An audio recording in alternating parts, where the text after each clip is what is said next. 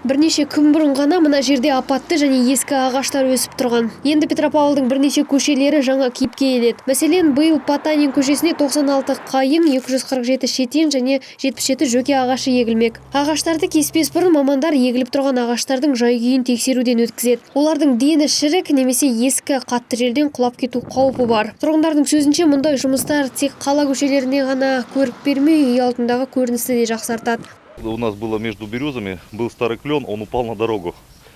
Мына жерде қайын арасында ескі үйеңкі болады. Ол жолға құлап көрші үйдің шатырын зақымдады.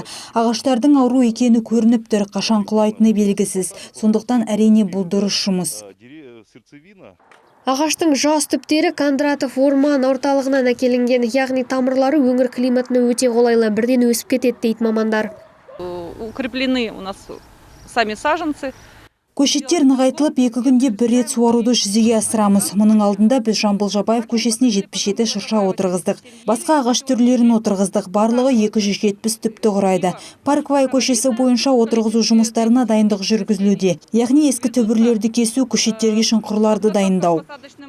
Сәуір айының соңына дейін өз учаскелерінде Шатыр Групп KZ жауапкершілігі шектеулі серіктестігі 1000-жарым түп ағаш отырғызуды жоспарлап отыр. Гүлімжан Қайырбекова, Азамат Елубаев, Первый Северный.